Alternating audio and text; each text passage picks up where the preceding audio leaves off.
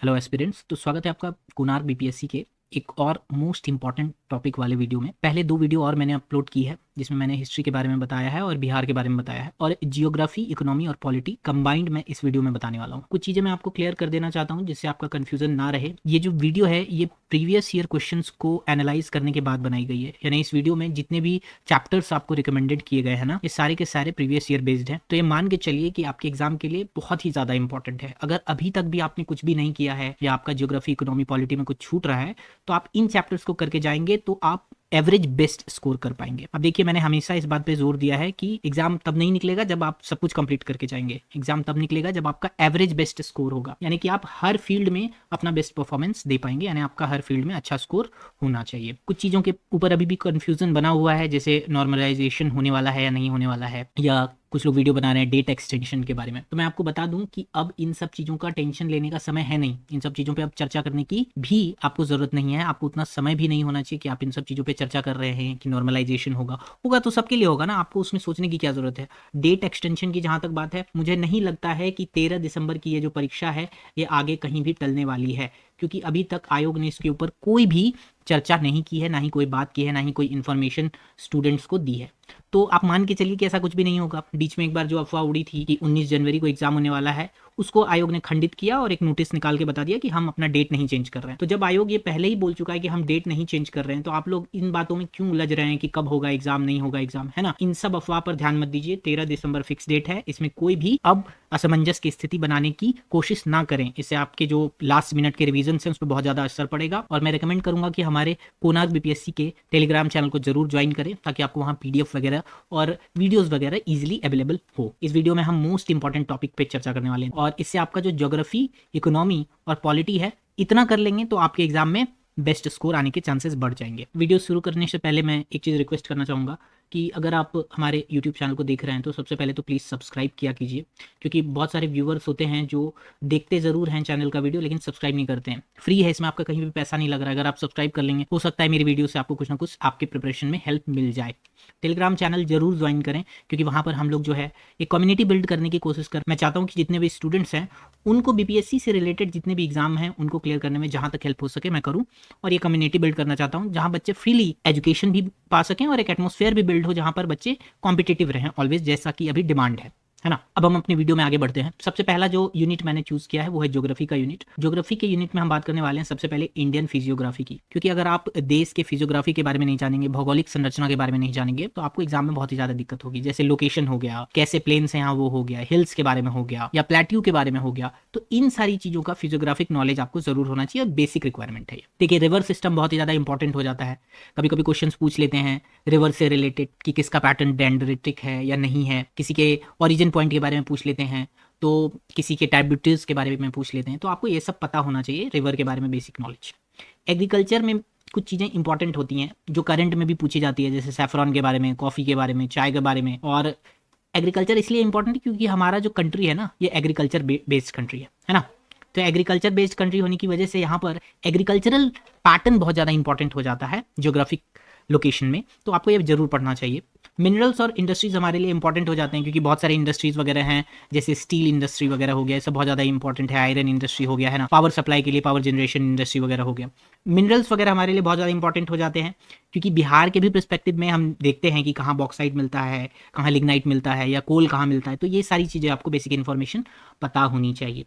Census और population मैंने डाला है, ऐसे तो अभी 2011 वाला जो सेंसस है उससे भी क्वेश्चन आए थे पिछले एग्जाम्स में, तो आप जानती हैं कि सेंसस वगैरह बहुत ज़्यादा इंपॉर्टेंट होता है। ज्योग्राफी में मैंने इसको इसलिए डाला है क्योंकि लोकेशन बेस्ड जो पॉपुलेशन होता है और जो सेंसस होता है वो हमारे लिए बहुत ज़्यादा इंपॉर्टेंट हो जाता है। अब देखिए, क्लाइमेटोलॉजी में जैसे विंड हो गया, है ना, बहुत बार ट्रेड विंड के बारे में क्वेश्चन पूछ लिया जाता है, या वेस्टर्लीज डिस्टर्बेंस के बारे में क्वेश्चन पूछ लिया जाता है। हीट वेव्स बहुत ज़्यादा इंपॉर्टेंट होते हैं, क्योंकि जानते हैं हमारे यहाँ जो मानसून वगैरह आता है उससे क्या असर पड़ता है हमारे कंट्री के ऊपर, या हीट वेव्स का इसमें क्या रोल है, ये सब पूछ लेते हैं। एटमॉस्फेरिक पैटर्न बहुत ज़्यादा इंपॉर्टेंट होता है कि कहाँ कब बारिश हो रही है, नहीं हो रही है। तो क्लाइमेटोलॉजी आपको जरूर कवर करके जानी चाहिए, और इसमें ये तीनों पार्ट बहुत ज़्यादा इंपॉर्टेंट हो जाते हैं, जिसमें विंड, हीट वेव और एटमॉस्फेयर सिमिलर है। ओशनोलॉजी जो है वो बहुत ही ज़्यादा इंपॉर्टेंट हो जाती है, क्योंकि देखिए, ओशनोलॉजी से जब हम रिलेट करके पढ़ते हैं क्लाइमेटोलॉजी को, तो हमको वहाँ पर वोल्केनिक इरप्शन वगैरह, है ना, ये सब देखने को मिलता है।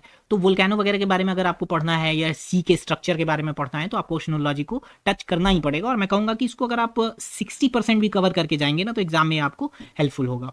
वेजिटेशन और ट्रांसपोर्ट के बारे में जहाँ तक बात है तो ड्राई रीजन में कैसा कंडीशन है, या वेस्टर्न घाट्स के बारे में क्या है, ईस्टर्न घाट्स के बारे में क्या है, रेनफॉल कैसा होता है, मेघालय वगैरह का जो रीजन है या सेवन सिस्टर्स वगैरह जो है, ये सब आपको कवर करके जाना है। ये ओवरऑल ज्योग्राफी है जो आपको कवर करना है, हल्का हल्का पढ़ना ही पड़ेगा। बट अब आते हैं बिहार के बारे में। अब देखिए मैंने सेपरेट कर दिया है कि बिहार के बारे में भी कुछ पढ़ना है इनमें।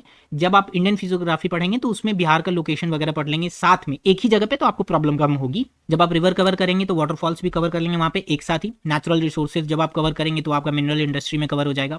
लेक्स वगैरह आपके वाटरफॉल और रिवर सिस्टम में ही इंक्लूडेड है। इंडस्ट्री जो है वो आपका मैंने यहाँ बता दिया, मिनरल्स और इंडस्ट्री कवर करना है, एक साथ आपको कवर करना है। और ध्यान रखिएगा कि आपको इंडियन ज्योग्राफी जो है वो बिहार ज्योग्राफी को रिलेट करके पढ़नी है ताकि दोनों एक साथ कवर हो। थर्मल पावर आपको पढ़ना है, जो थर्मल पावर वगैरह है वो आपके इंडस्ट्रीज वगैरह में ही आ जाएगा, उसमें आपको पढ़ के जाना है। हिल्स के बारे में जो पढ़ना है इंडियन फिजियोग्राफिक डिवीजन में आप पढ़ लेंगे, और वेजिटेशन वगैरह बारे में भी आपको थोड़ा पढ़ने को मिलेगा। क्लाइमेट रीजन जरूर पढ़ के जाना है, क्लाइमेटोलॉजी में आप इसको कवर कर सकते हैं, एक साथ ही कवर कर लेंगे। सॉइल पढ़ के जाना है, बहुत ही इंपॉर्टेंट है क्योंकि यहाँ पर मोस्टली क्वेश्चन आते हैं एलुवियल सॉइल वगैरह के बारे में, या फिर ब्लैक सॉइल के बारे में आता है ना। कॉटन जो है कहाँ पर किस मिट्टी में बहुत ज्यादा अच्छे से डेवलपमेंट होता है, प्रोडक्शन होता है, तो वो ब्लैक सॉइल में होता है। इस टाइप के क्वेश्चन आपको कवर करके जाने हैं। ट्राइब्स के बारे में पढ़ना मत भूलिएगा, ट्राइब बहुत ही ज़्यादा इंपॉर्टेंट है, बिहार के पर्सपेक्टिव से भी बहुत ज़्यादा इंपॉर्टेंट है। और मेजर ट्राइब्स वगैरह जो हैं वो आपको कवर करके यहाँ पे जाने हैं। फॉरेस्ट के बारे में जरूर पढ़ लीजिएगा। तो मैं समझता हूँ कि ज्योग्राफी में अगर आप इतना कवर कर लेते हैं, देखने में बहुत ज़्यादा लग रहा है, बट जब आप इसको रिलेट करके पढ़ेंगे ना तो कम टाइम में कवर हो जाएगा। मान के चलिए इंडियन फिजियोग्राफी आप 6 से 5 पेजेस का आपको होगा, और बिहार अगर इसमें इंक्लूड कर देते हैं तो 2 पेज और एक्स्ट्रा बढ़ेगा, यानी लगभग आपको 8 से 10 पेज पढ़ना है, और इसमें आपका इंडिया का फिजियोग्राफिक और बिहार का फिजियोग्राफिक दोनों ही कंप्लीट हो जाएगा। अब आइए हम इकोनॉमी को देखते हैं। तो इकोनॉमी में क्या है, बिहार के लिए आपको अलग से बहुत कम चीज़ें पढ़नी है। जैसे नेशनल इनकम वगैरह, आप इंडिया का नेशनल इनकम वगैरह पढ़ेंगे तो बिहार के पर्सपेक्टिव में आपको ज़्यादा कुछ कवर नहीं करना है यहाँ पे। मनी एंड बैंकिंग, क्योंकि ये थ्योरेटिकल पार्ट है तो आपको ये सब कवर करना पड़ेगा कि इंसॉल्वेंसी क्या है या नाबार्ड क्या है ना। मॉनेटरी पॉलिसीज वगैरह करनी पड़ेगी, फिजिकल पॉलिसी करनी पड़ेगी, और खासकर ध्यान रखिएगा इसमें कितने टाइप के डेफिसिट वगैरह होते हैं, ये सब जरूर कवर करके जाइएगा। इन्फ्लेमेशन वगैरह पढ़ लीजिएगा, है ना। और मनी एंड बैंकिंग में वो CRR और रेपो रेट वगैरह जो है जरूर पढ़ के जाइएगा, क्योंकि ये सबसे क्वेश्चन आते ही आते हैं।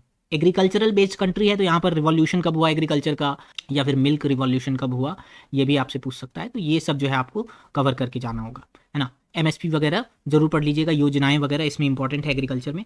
5 ईयर प्लान जो है ये मोस्ट इंपॉर्टेंट है, इसको स्टार मार्क करके लिख लीजिए, ये मोस्ट इंपॉर्टेंट है। ऐसे मैं आपको ये पूरा शीट जो है PDF में प्रोवाइड कर दूंगा। इसके लिए आपको बस क्या करना है, हमारे टेलीग्राम चैनल को ज्वाइन करना है, और टेलीग्राम में जाकर के आपको बस वहाँ पे कोणार्क BPSC लिखना है, और आपको हमारे लोगों का चैनल आ जाएगा। आप वहाँ जाके ज्वाइन करके ये पूरा PDF ले सकते हैं। देखिए 5 ईयर प्लान में जो है 5वां 5 ईयर प्लान, 6ठा, 7वां और 12वां मोस्ट इंपॉर्टेंट है, क्योंकि इससे क्वेश्चन आते हैं और आए भी हैं। कमिटीज़ वगैरह जरूर करके जाइएगा, क्योंकि 2 से 3 कमिटी के बारे में तो क्वेश्चन रहते ही रहते हैं, है ना, कि पॉवर्टी से रिलेटेड क्या है, फाइनेंस से रिलेटेड क्या है, ये सब रहते हैं। फाइनेंस कमीशन पढ़ लीजिएगा जरूर, और नीति आयोग जो कि अभी रिसेंटली चल रहा है, बहुत ही ज़्यादा चर्चा में, इसको जरूर कवर करना है। रिपोर्ट्स वगैरह कर लीजिएगा थोड़े, इंडिसेस वगैरह, जिसमें कि आपको फाइनेंस से रिपोर्ट क्या है रिलेटेड, या फिर बैंकिंग से रिपोर्ट क्या है रिलेटेड, या एग्रीकल्चरल प्रोडक्शन वगैरह ये सब बेस्ड क्या रिपोर्ट है, ये आपको मिल जाएगा। अब देखिए इसमें एक चीज़ इंक्लूडेड है इस पूरे पार्ट को करने में, कि आपको बजट तो करना ही पड़ेगा, है ना, और इकोनॉमिक सर्वे भी करना पड़ेगा। मैं इंडिया के रिस्पेक्टिव में उतना इंपॉर्टेंट नहीं बोलूंगा, बट बिहार के रिस्पेक्टिव में मोस्ट इंपॉर्टेंट है, आपको जरूर से जरूर पढ़ के जाना है बिहार बजट और बिहार इकोनॉमिक सर्वे। आप इंडिया का थोड़ा बहुत भी पढ़ के जाएंगे तो चलेगा, मतलब 50% भी अगर आपने कवर किया है इंडिया के परस्पेक्टिव में तो चलेगा, बट बिहार का आपको 100% कवर करके जाना है।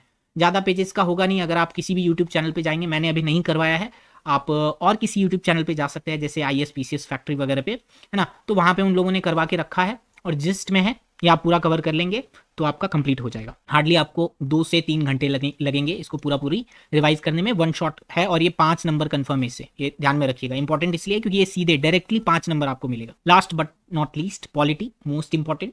बट पॉलिटी से पहले मैं वापस याद दिला दूं कि अगर आप हमारे टेलीग्राम चैनल को ज्वाइन करते हैं तो आपको ये पूरा शीट PDF में मिलेगा, वो भी बिल्कुल फ्री में। पॉलिटी में ज़्यादा कुछ कवर मत करके जाइए, क्योंकि मैं इसलिए नहीं बोल रहा हूँ कि अभी आप कर लेंगे, मैं इसलिए बोल रहा हूँ लास्ट मोमेंट पे अगर आप लोड लेंगे बाकी और सब्जेक्ट्स खराब कर लेंगे। 10 से 12 नंबर की बात है यहाँ पे, तो उसके लिए अगर आप यूनियन और स्टेट कर लेंगे, जिसमें कि आपको फॉर्म ऑफ गवर्नमेंट हो गया, लैंग्वेज वगैरह हो गया, ये सब आता है।